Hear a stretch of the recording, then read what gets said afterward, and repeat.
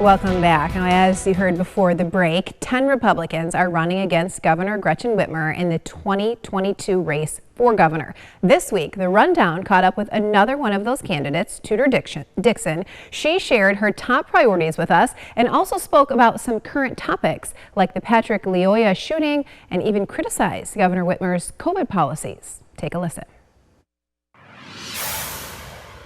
You see all these people leaving, you see it's tough for families here. Michigan has so much to offer to families, but right now it's hard for businesses to move forward with overregulation. We don't have a great education system. We've fallen off. We used to be in the top 10, now we're in the bottom 12. We just want to make Michigan a place for families again. Education is number one. We want to make sure that kids here are getting a world-class education. Education is the foundation, so if our students are thriving, and our parents are involved in schools, then we have a good workforce going forward and businesses want to come to the state of Michigan. So that's very key. Also making sure that parents have a role in their child's education, because I think it's so important for mom and dad to know what's going on with their own kids.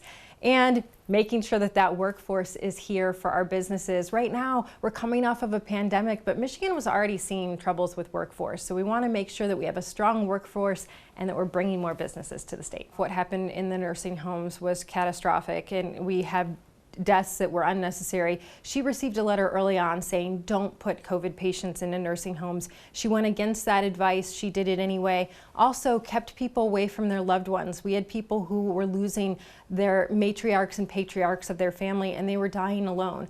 That was a horrible policy for families, but also what happened to our students.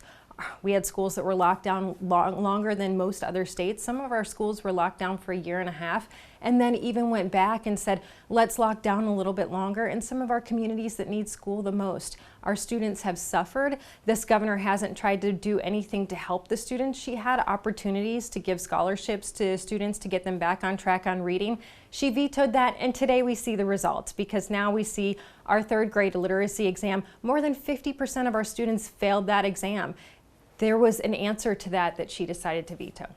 I would love to have the endorsement of Donald Trump. As we've looked across the country, we see that his endorsement plays a very important role in primary elections. So I would love to have his endorsement. I think that we've shown that we are here to marry the party. I think that we've shown that we are talking to folks on all different spectrums of the party, but even beyond that, and that our policies are family-based. I think when you're in that situation and you've been pulled over, there were many things that happened. He got out of his car. He was asked to get back in his car. He wouldn't give his driver's license. I think the police officer was afraid for his life, and we have to take that into consideration. I can't change the events and how the person responded. What I can do as a community service is talk to people about our police are in a situation every day where they go out to protect us.